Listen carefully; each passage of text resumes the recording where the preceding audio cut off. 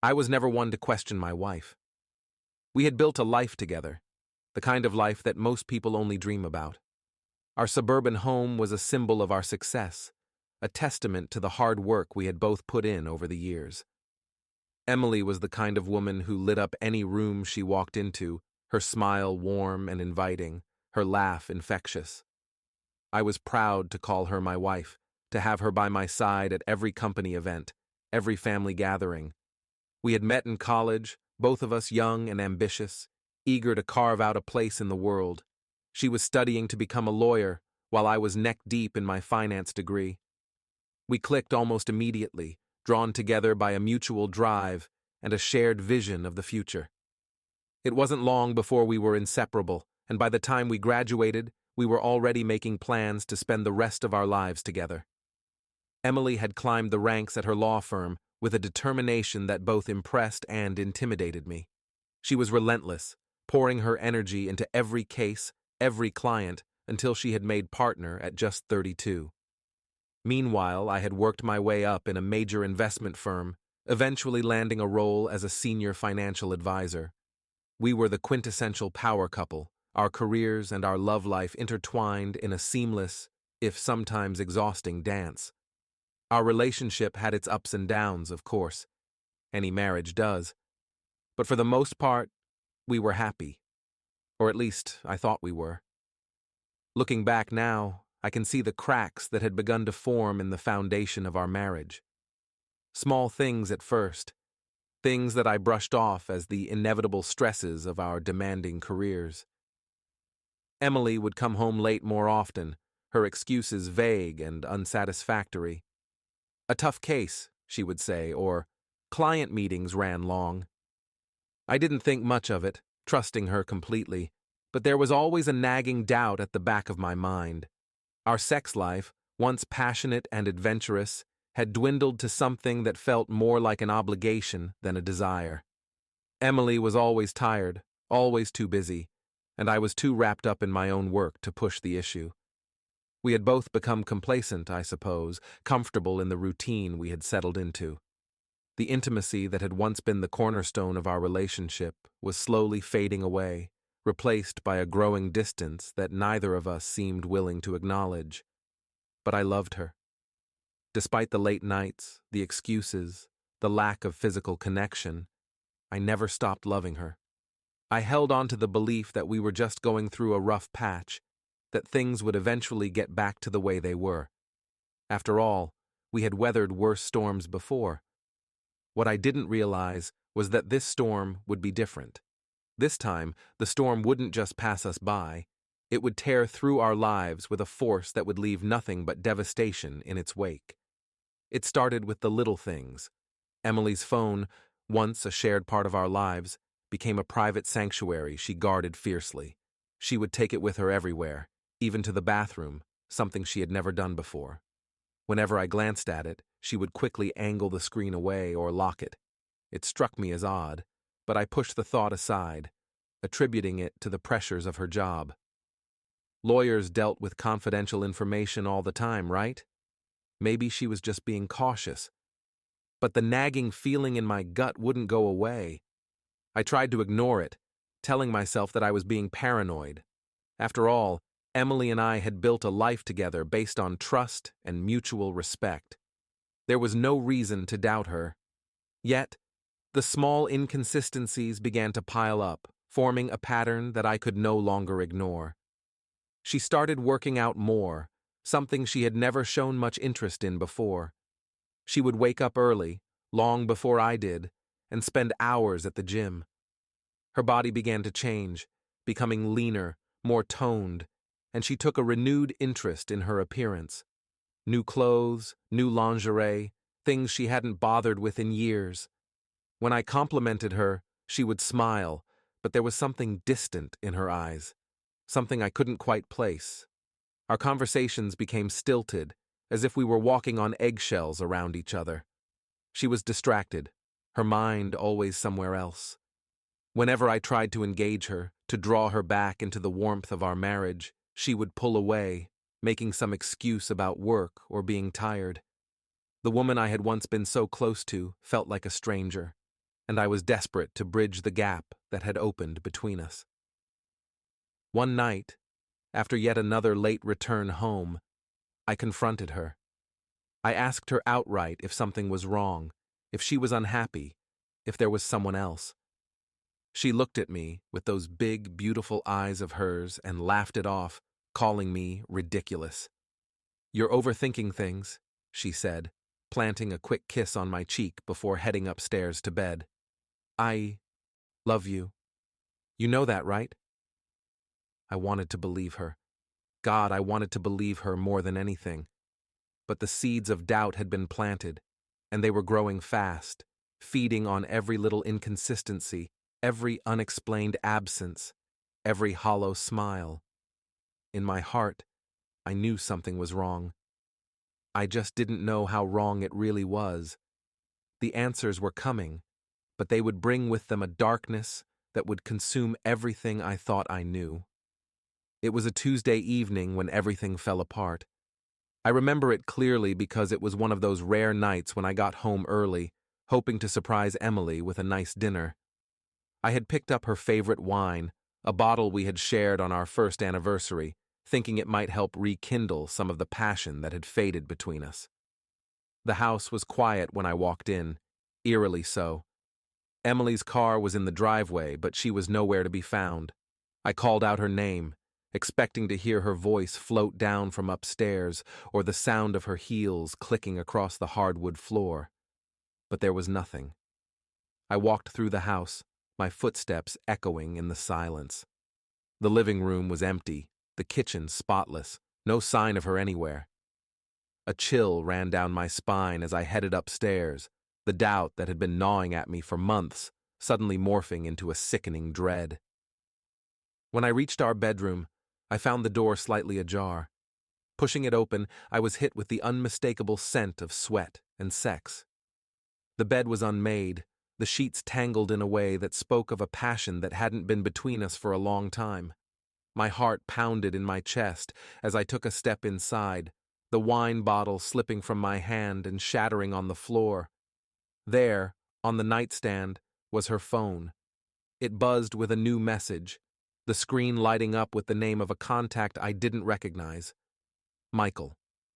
Hands shaking, I picked up the phone and unlocked it. Emily had always trusted me enough to share her password, a trust I was now violating as desperately as she had violated mine. The message was short, but it was enough to confirm my worst fears. "Last night was incredible. Can't wait to see you again. Same time tomorrow?" The world spun around me as I scrolled through the conversation, my stomach churning with each new text. They had been meeting for months, their exchanges growing more explicit, more intimate with each passing day. The words on the screen blurred as tears welled up in my eyes, rage and heartbreak crashing over me in waves. I sat down on the edge of the bed, my legs unable to hold me up any longer. I could see it all so clearly now. Her late nights, her sudden interest in fitness, the way she had started dressing up more, all of it had been for him. Michael. The name seared into my brain like a brand. I should have been angry, should have screamed, should have torn the house apart in a fit of rage. But instead, I felt numb. The reality of her betrayal was too much to process, too overwhelming to fully grasp. The woman I had loved, the woman I had trusted with everything, had been sleeping with another man in the very bed we had shared for years. And then I heard it. The sound of footsteps on the stairs. She was home. Emily walked into the room, her face flushed, her hair slightly disheveled as if she had just finished a workout. But the look in her eyes told me everything I needed to know. She froze when she saw me, her gaze dropping to the shattered bottle on the floor, then to her phone in my hand. For a moment, we just stared at each other, the silence between us heavy with the weight of her betrayal. "John," she started, her voice trembling, but I didn't let her finish. "How long?" I asked, my voice barely more than a whisper. She didn't answer at first, just stood there, tears beginning to fill her eyes. When she finally spoke, Her words were like knives cutting through the air. 6 months, she said, barely audible. It wasn't supposed to happen. I didn't mean for it to. Don't, I snapped, the fury that had been building inside me finally breaking free. Don't you dare tell me it wasn't supposed to happen. You made a choice, Emily. You made a choice every single time you walked through that door, every single time you climbed into that bed.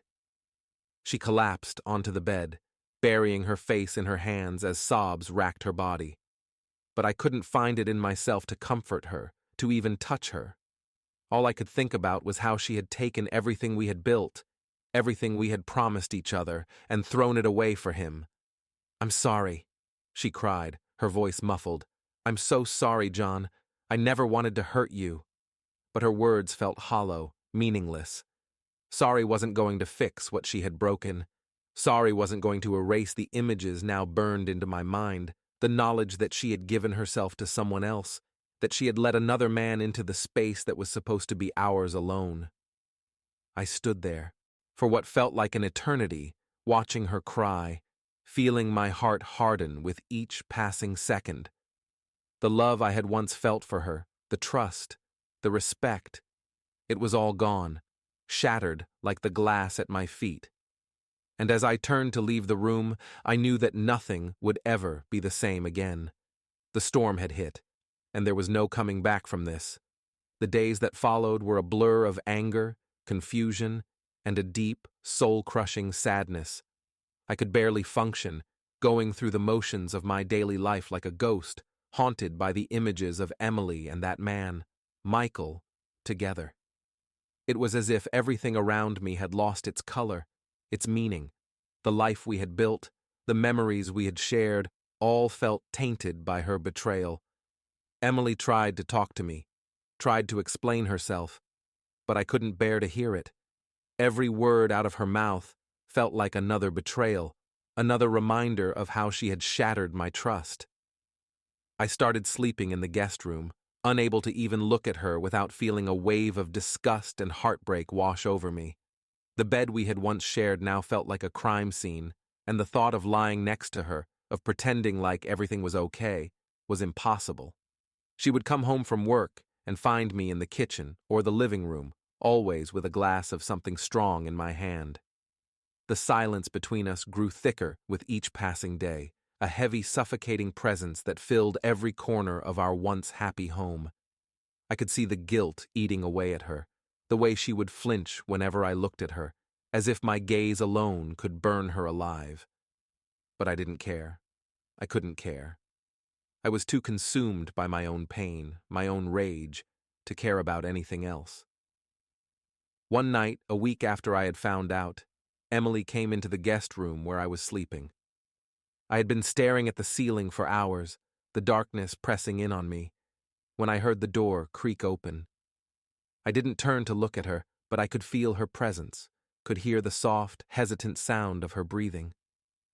"John, please," she whispered, her voice raw and desperate. "We need to talk." I wanted to tell her to leave, to get out and never come back, but something in her voice stopped me. Maybe it was the tiny, fractured part of me that still loved her, the part that was clinging to the memories of the life we had shared. Or maybe it was the sheer exhaustion of carrying around so much anger, so much pain, without an outlet. So I sat up, turning on the lamp beside the bed, and looked at her. She was a mess, her eyes red and puffy from crying, her hair unkempt, her face pale and drawn. For a moment, I almost felt sorry for her, almost wanted to reach out and hold her the way I used to when things were bad. But then I remembered why we were here, why everything had fallen apart, and the pity I felt turned into something darker. "What do you want to talk about, Emily?" I asked, my voice cold and detached.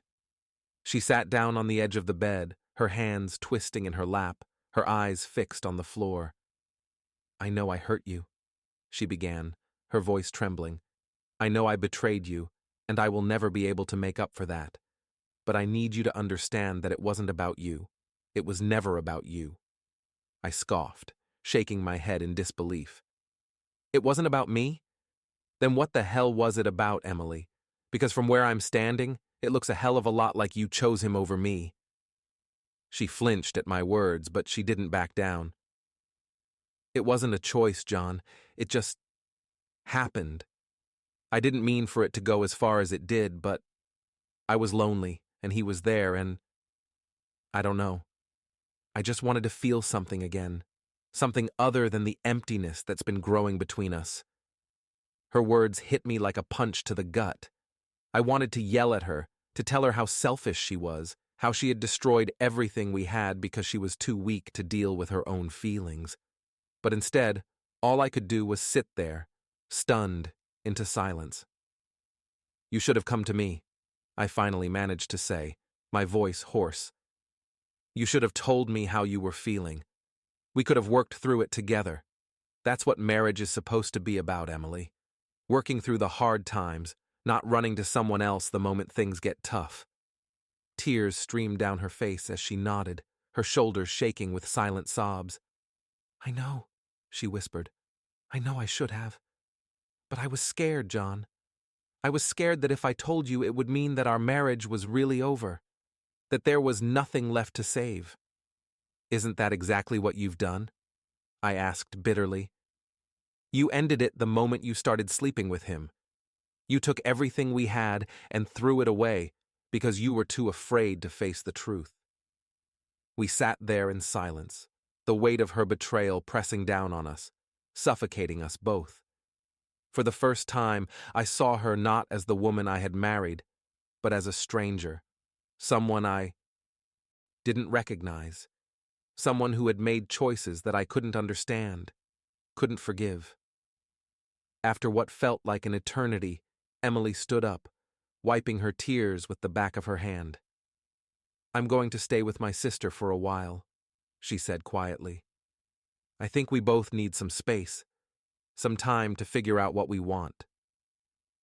I didn't respond, didn't even look at her as she walked out of the room.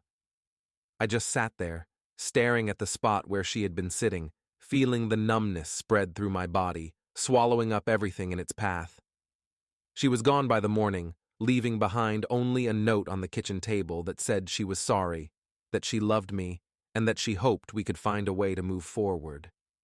But as I read those words, I knew that moving forward was impossible. The love we had once shared was gone, replaced by a hollow emptiness that echoed through the house, through my heart. And in that emptiness, the rage began to build again, darker and more dangerous than before. In the weeks that followed, I buried myself in work, using it as a distraction from the pain gnawing at my insides. I threw myself into every project, every deal, pushing myself to the brink of exhaustion just to avoid thinking about her, about him. But no matter how hard I tried, I couldn't escape the reality of what had happened. Emily had betrayed me, and the life I had known was over. I found myself obsessing over the details, replaying every conversation, every moment we had shared over the last few months, looking for the signs I had missed. How had I been so blind? How had I not seen what was happening right under my nose? The more I thought about it, the more the anger simmered inside me, growing hotter, more intense with each passing day. But it wasn't just anger. It was something deeper, something more insidious, a need for revenge, for retribution. Emily had destroyed my life, and I wasn't going to let her get away with it. I wanted her to feel the same pain, the same betrayal that she had inflicted on me, and I knew exactly how to do it. It started with a simple idea, one that took root in my mind and quickly grew into an obsession. If she could cheat, if she could betray me with such callous disregard, then I could do the same. But I wouldn't just find someone to sleep with, to even the score. No, that would be too easy, too simple. I wanted to make sure that when Emily found out, it would destroy her the way she had destroyed me. I started by reaching out to old friends, people I hadn't spoken to in years, but who still owed me favors. I reconnected with old flames, women who had always been more than willing to indulge in a little casual fun. It was easier than I thought it would be. falling back into the rhythms of flirting, of seduction. The attention I received was intoxicating, a balm for my wounded pride. But it wasn't just about the physical act. I wanted something more, something that would cut deep, something that would leave a scar on Emily's heart that would never heal. I wanted her to know that I had moved on, that I had found someone who could give me what she had denied me for so long. I wanted her to see what she had thrown away, to realize the magnitude of her mistake. As I delved deeper into my plan, I started spending more time with a woman named Jessica. She was an old acquaintance from work, someone I had always found attractive, but had never pursued because of my commitment to Emily. Jessica was beautiful, confident, and most importantly, she was single. She had been through her own share of heartbreak and was more than happy to play along with what I had in mind. I took Jessica out to the same places Emily and I used to go, the restaurant where we had celebrated our anniversaries, the park where we used to take long walks on Sunday afternoons. I made sure to be seen, to make it obvious that I had moved on, that I was happy without Emily. It wasn't long before word got back to her. Mutual friends started dropping hints, mentioning how they had seen me with someone new, how I seemed to be enjoying my newfound freedom. The first time I saw Emily after that, I could see the hurt in her eyes, the confusion, the pain. She tried to mask it, to pretend like it didn't bother her, but I knew her too well. I could see the cracks in her facade, the way her hands trembled slightly when she thought I wasn't looking. It was exactly what I had wanted, what I had planned for. But as the days went on, something unexpected happened. The thrill of revenge began to lose its appeal. I found myself growing tired of the games, the deceit. The more I spent time with Jessica, the more I realized that I was only using her as a pawn in my twisted scheme. She deserved better than that, and so did I. The satisfaction I had hoped to feel never came. Instead, I was left with a hollow emptiness that no amount of retribution could fill. One evening, as I was getting ready to go out with Jessica, I caught a glimpse of myself in the mirror. The man staring back at me was a stranger, cold, calculating, and driven by a need for vengeance that had consumed every part of him. I didn't recognize him, didn't like what I had become. I canceled the date that night, telling Jessica that something had come up at work. She was disappointed but understanding, and as I hung up the phone, I felt a weight lift off my shoulders. I knew then that this path wasn't the answer, that no matter how much I wanted to hurt Emily, it wouldn't change what had happened. It wouldn't bring back the life we had lost. But I wasn't ready to forgive her either. The anger was still there, simmering just beneath the surface, waiting for the right moment to boil over. I couldn't let go, couldn't move on, and so I found myself caught in a cycle of bitterness and regret, unable to break free from the hold that Emily's betrayal had on me. I was standing on the edge, teetering between the desire for revenge and the need to find peace. And I knew that whatever I chose, there would be no going back. The storm had passed, but the damage it had done was irreversible, and I was left to pick up the pieces of a life that had been shattered beyond repair. I decided to stay away from Jessica after that night. She didn't deserve to be dragged into the mess that was my life, and I didn't want to keep using her as a tool for revenge. Instead, I focused on trying to rebuild some semblance of normalcy. I threw myself even deeper into work, spending long hours at the office, working on projects that didn't really need my attention, but kept my mind off Emily. Weeks passed, and the numbness that had settled over me started to fade, replaced by a dull ache that lingered just beneath the surface. I wasn't sure what I was feeling anymore. Anger, sadness, regret. It all blurred together into a heavy weight that I carried with me everywhere. I tried to distract myself, to lose myself in the routine of my daily life, but nothing seemed to work. The betrayal was always there, a constant reminder of what I had lost. One Friday evening, after another exhausting day at the office, I decided to stop by a bar I used to frequent before everything fell apart. It was one of those quiet, dimly lit places where the bartenders knew your name and the regulars all had their favorite spots at the counter. I hadn't been there in years, but it felt like the right place to unwind, to have a drink and try to forget about my troubles for a while. I sat at the bar, nursing a glass of whiskey, letting the warmth of the alcohol spread through my body. The bar was mostly empty, just a few other patrons scattered around, lost in their own thoughts. The bartender gave me a nod of recognition, and for the first time in a long while, I felt a small sense of comfort, a brief moment of peace. I was halfway through my second drink when the door opened, and a familiar figure walked in. My heart skipped a beat as I recognized her, Emily. She looked different, more fragile, her once confident stride now hesitant and unsure. She hadn't seen me yet, her eyes scanning the room as if she were looking for someone. I watched as she made her way to the bar, sitting a few stools down from me. Her presence was like a jolt to my system, a shockwave that sent my emotions spiraling. I hadn't seen her since she had left to stay with her sister, and now, here she was, in the same place as me, as if the universe was playing some cruel joke. For a moment, I thought about leaving, about walking out the door before she noticed me. But something kept me rooted to the spot, a strange mix of curiosity and resentment. I wasn't ready to face her, but at the same time, I couldn't tear my eyes away from her. She ordered a drink, her voice soft, barely audible over the background music. As the bartender handed her the glass, she finally turned her head and our eyes met. For a split second, neither of us moved, both caught off guard by the unexpected encounter. "John?" she said, her voice laced with surprise and something else. Guilt, maybe? "I didn't expect to see you here." I swallowed hard, trying to keep my emotions in check. "Emily," I replied, my voice steady despite the turmoil churning inside me. "What are you doing here?"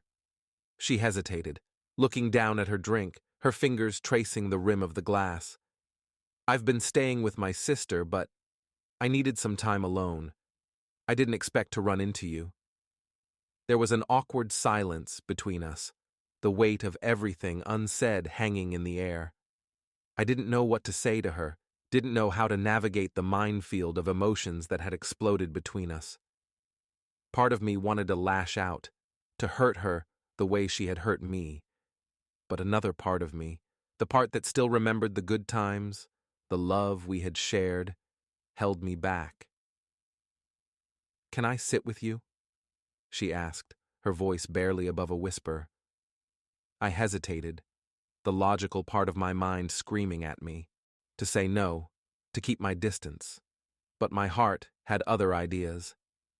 Against my better judgment, I nodded, and she moved to the stool next to mine. We sat there in silence for a while, the tension between us palpable. I could feel her presence beside me, could hear the soft sound of her breathing, and it was both comforting and unbearable at the same time. The memories of our life together flooded back, unbidden and unwelcome, and I struggled to push them away, to focus on the present. "I'm sorry, John," she finally said, her voice cracking, "for everything. I know I hurt you, and I know I can't take it back, but I need you to know how sorry I am." I stared down at my drink, the amber liquid swirling in the glass. "Sorry doesn't change what happened, Emily. It doesn't undo the damage." "I know," she whispered, tears filling her eyes. "But I need you to understand that I never stopped loving you. I was stupid and selfish, and I let my fears get the best of me. But I still love you, John. I always have." Her words cut through me like a knife. I had waited so long to hear those words, to know that she still cared, that she still felt something for me. But now that she had said them, I wasn't sure how to respond. The pain was still too fresh, too raw. "I don't know if I can forgive you, Emily," I admitted, my voice thick with emotion. "I don't know if I can ever trust you again." She nodded, wiping away a tear that had escaped down her cheek. "I understand. I don't expect you to forgive me, at least not right away. But I want to try, John. I want to try and make things right, to rebuild what we lost. If you'll let me. I looked at her then, really looked at her, and saw the vulnerability in her eyes, the regret etched into her features. She was broken, just as I was, and for the first time I realized that maybe, just maybe, we could help each other heal. But it wouldn't be easy, and it wouldn't be quick. The road ahead was long and filled with uncertainty. I don't know if we can fix this, I said honestly, but I'm willing to try. A flicker of hope crossed her face, and she reached out, hesitating for a moment before placing her hand on mine. That's all I ask, John. Just a chance.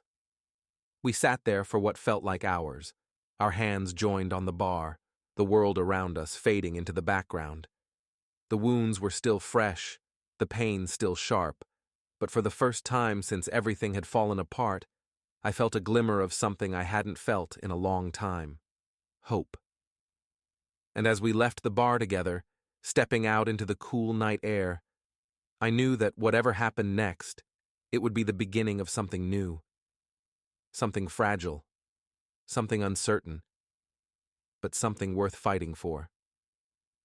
As Emily and I walked out of the bar that night, a part of me wanted to believe that things could go back to the way they were, that somehow we could erase the past and start fresh. But deep down, I knew it wasn't that simple. Trust, once broken, doesn't just heal overnight. It leaves scars, and those scars run deep. We started spending more time together, cautiously navigating the fragile truce we had established. Dinners at home became less tense, the silence between us less suffocating. We even managed to laugh a few times, moments that felt almost normal, almost like the life we had once shared. But underneath the surface, the wound was still festering, and no amount of good intentions could change that. Emily moved back home after a couple of weeks, her things slowly reappearing in the house, as if she had never left. We went through the motions of trying to repair our marriage, going to counseling sessions, having long, tear-filled conversations late into the night.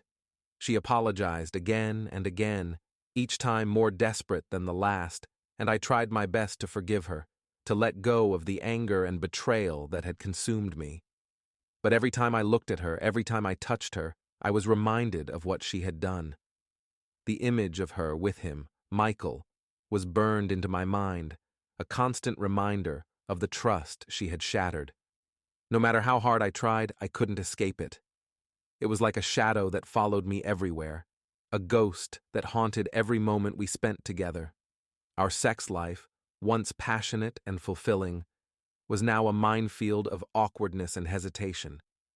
Every touch, every kiss, felt forced, as if we were both trying too hard to recapture something that had long since slipped away. I could see the guilt in her eyes every time she reached for me, the hesitation in her movements as if she were afraid of being rejected, and I couldn't blame her. There were nights when I would lie awake, staring at the ceiling, wondering if I would ever be able to touch her without feeling the sting of betrayal. The worst part was that I had no one to talk to. I couldn't confide in friends or family without exposing the ugly truth of what had happened, without admitting that our perfect marriage had been a lie. So I kept it all inside, the anger, the hurt, the confusion, letting it fester and grow until it threatened to consume me. I started drinking more, using alcohol as a way to numb the pain, to silence the thoughts that wouldn't stop racing through my mind. One evening, after a particularly difficult counseling session, Emily and I sat on the couch, the silence between us heavy and oppressive. She had been crying again, her eyes red and puffy, her hands trembling as she reached for the wine bottle on the table. "Do you think we'll ever be okay again?" she asked, her voice barely more than a whisper. I didn't know how to answer her. The truth was, I didn't know if we would ever be okay again. The chasm between us seemed too wide, too deep to bridge, but I didn't have the heart to tell her that, not when she was already so broken, so fragile.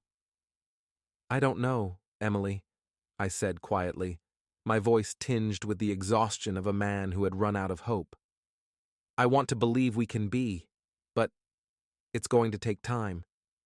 She nodded, her expression a mix of sadness and resignation. "I understand. I just want you to know that I'm willing to do whatever it takes to make this work. I love you, John. I've never stopped loving you." I forced a smile, trying to hide the doubt that was gnawing at me. "I know you do," I replied, though the words felt hollow, meaningless.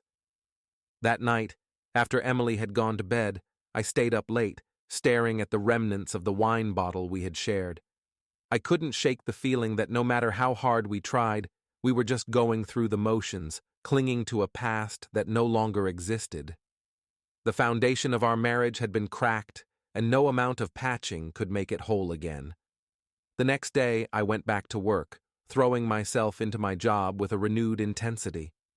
It was the only thing that made sense anymore, the only place where I could escape the mess that my personal life had become. But even there, the cracks were starting to show. I found it harder and harder to focus, my mind constantly drifting back to Emily, to the life we were trying so desperately to salvage. One afternoon, as I was sitting at my desk, staring blankly at the computer screen, my phone buzzed with a new message. I picked it up, expecting it to be another email or work-related text. But instead, I saw a name that sent a chill down my spine. Michael. My hand shook as I opened the message, my heart pounding in my chest. The text was brief, but its implications were devastating. "We need to talk. Meet me at the cafe near your office." 3 p.m. I sat there, frozen, the blood draining from my face. What the hell did he want? Why was he contacting me? 1,000 questions raced through my mind, each one more terrifying than the last. But above all, one thought stood out, clear and insistent. I need to know what he has to say. I knew that meeting with him was a risk, that it could open up wounds that hadn't even begun to heal. But I also knew that I couldn't ignore it. I couldn't pretend that everything was fine when there was still so much left unresolved. So, at 3 p.m., I found myself walking into the small, quiet cafe where Michael had asked to meet. He was already there, sitting at a corner table, his expression unreadable as he watched me approach. My heart was pounding in my chest, my palms sweaty with anticipation and dread. This was it, the moment of truth. And as I sat down across from him, I couldn't shake the feeling that whatever happened next would change everything.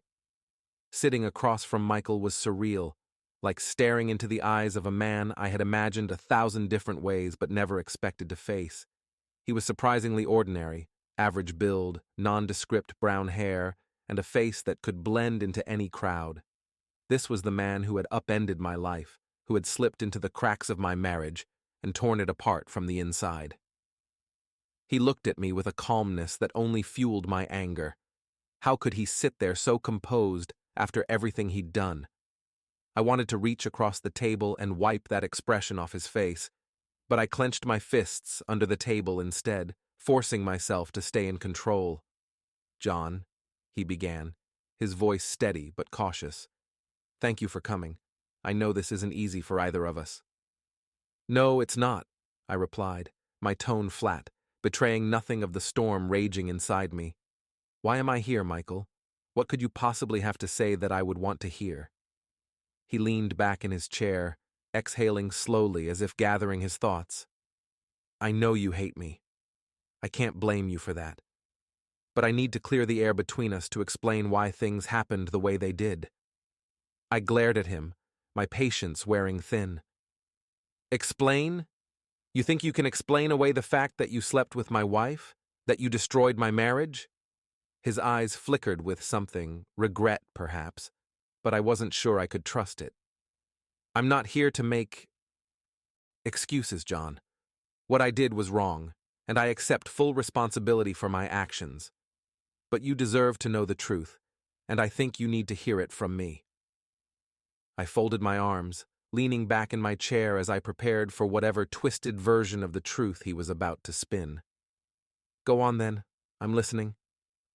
Michael hesitated, his gaze dropping to the table before he spoke. When Emily and I met, it wasn't supposed to be anything serious. We worked on a case together, and it started with just a few innocent conversations, then lunch meetings, and before I knew it, we were involved. Involved! I spat the word like it was poison. You mean you were fucking my wife?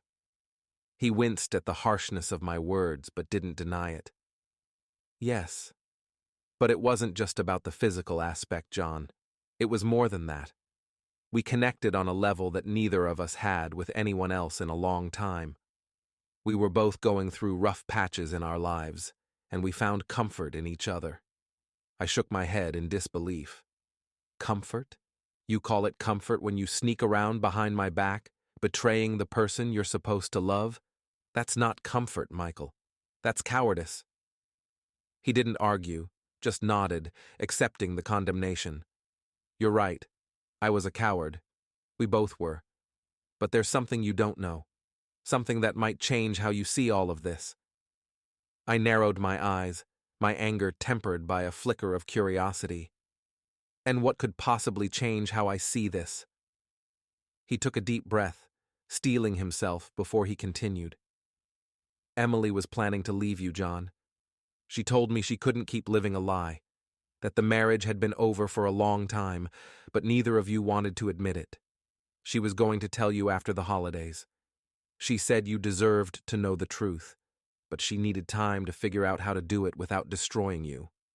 His words hit me like a punch to the gut. My mind reeled as I processed what he had just said. Emily was planning to leave me? The woman who had sworn she loved me, who had cried in my arms, begging for forgiveness, had been planning to walk away the whole time. The betrayal I thought I had experienced was only the tip of the iceberg. There was more, so much more, that had been hidden from me. She was going to leave me, I repeated, the words sounding hollow, unreal. Yes, Michael said quietly, but when you found out about us, everything changed. She realized she couldn't just walk away, not after what happened. She felt trapped, guilty, and she tried to salvage the marriage because she thought that's what you needed. I stared at him, my mind racing. It all made a twisted kind of sense now. The sudden attempts to reconnect, the way she had thrown herself into trying to fix things. It wasn't out of love or remorse. It was out of fear and guilt, a desperate attempt to undo the damage she had caused by not only cheating, but by hiding her true intentions from me. And you? I asked, my voice deadly calm. What were your plans in all of this? Were you just going to let her use me until she was ready to move on with you? Michael shook his head, his expression one of deep regret. No, I ended things before you found out. I knew it was wrong, knew I was hurting both of you. I told Emily that we couldn't keep doing this, that she needed to make a decision. But then you discovered the truth, and everything spiraled out of control. I leaned forward, my eyes locking onto his. So, you're telling me that you weren't going to fight for her? That you were going to step aside and let her ruin both our lives? I wasn't going to fight for something that was built on lies, he said, his voice firm. I cared about Emily, but I couldn't live with myself knowing what we were doing. And I didn't want to be the reason your marriage fell apart. That's why I ended it. The tension between us was thick, the air charged with unspoken emotions. Part of me wanted to believe him, to accept that he had some shred of decency left. But another part of me, the part that was still raw and bleeding from the betrayal, couldn't let go of the anger, the need for retribution. So why are you telling me this now? I demanded. What do you want from me, Michael? He looked me straight in the eye, his expression sincere. I want to give you closure, John. I know I can't undo the damage I've done, but I want you to understand the full picture. You deserved the truth from the beginning, and I'm sorry it took me this long to give it to you." I sat there in silence, my mind a whirlwind of conflicting emotions. This was the last thing I had expected when I agreed to meet him. I had come here ready to unleash my fury, to confront the man who had ruined my life.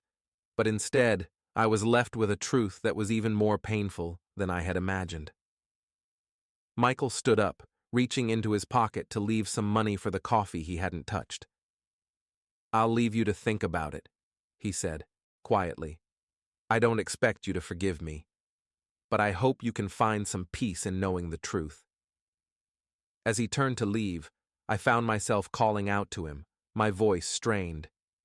"What about Emily? Does she know you're telling me all this?"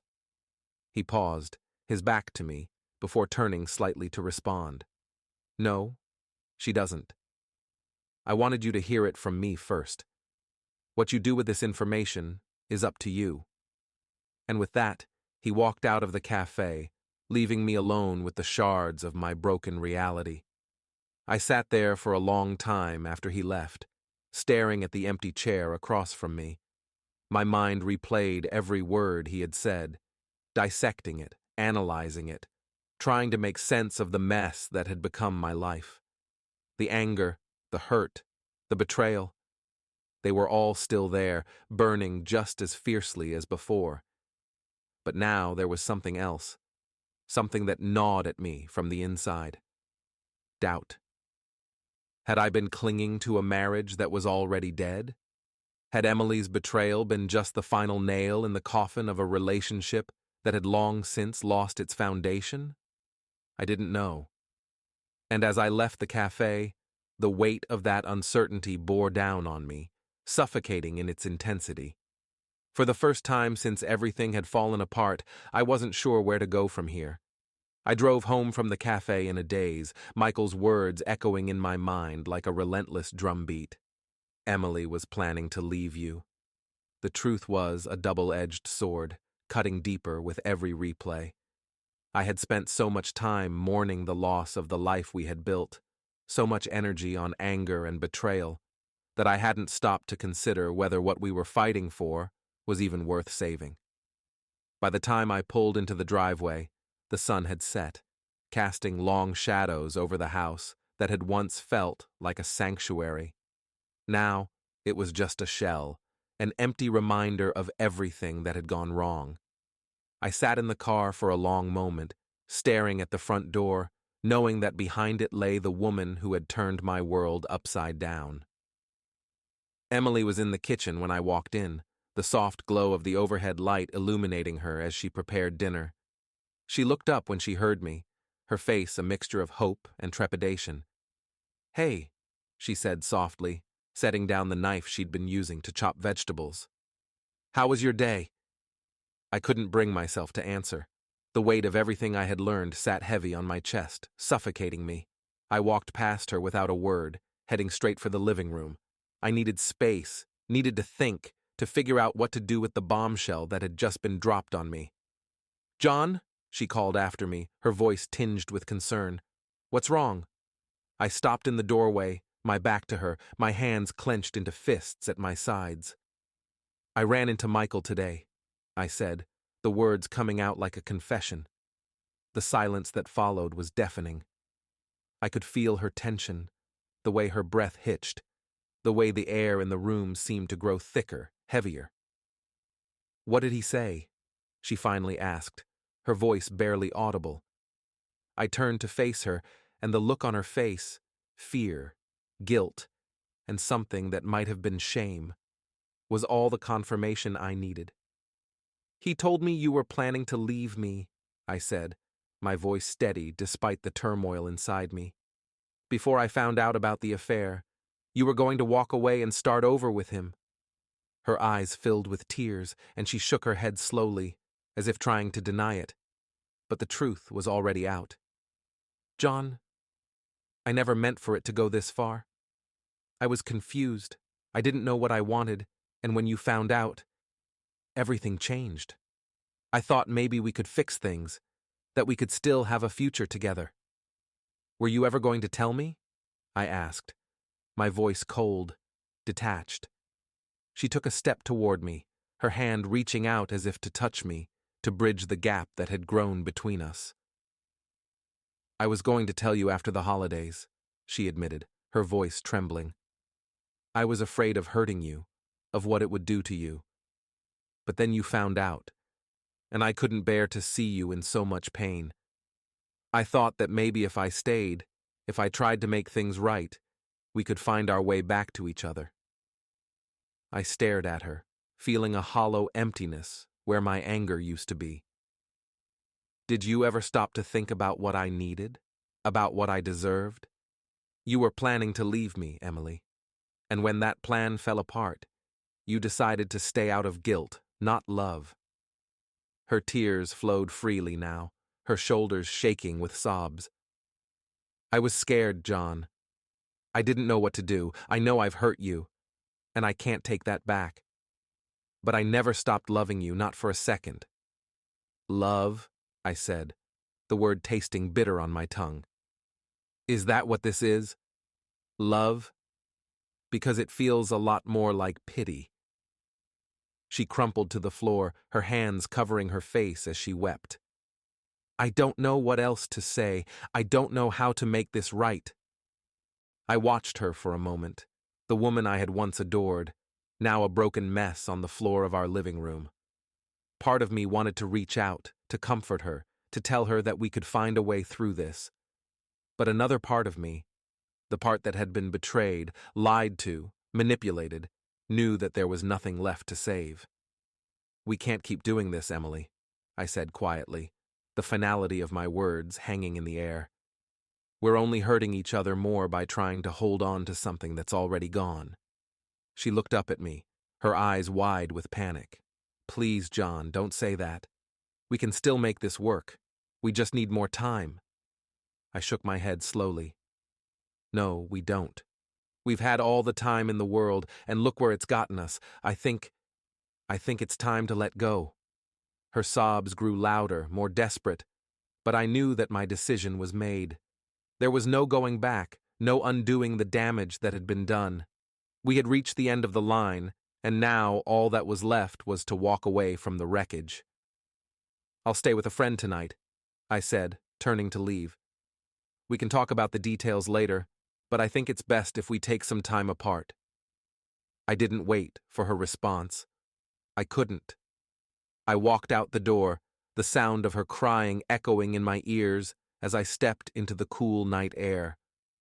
The weight that had been crushing me for so long began to lift, replaced by a strange, bittersweet relief.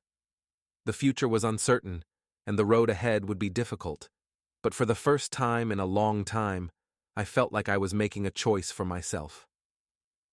As I drove away from the house, the place that had once been our home, I realized that I was finally free from the lies, the betrayal, the pain. I didn't know what the future held, but I knew that whatever came next, it would be on my terms. And that was a beginning I could live with.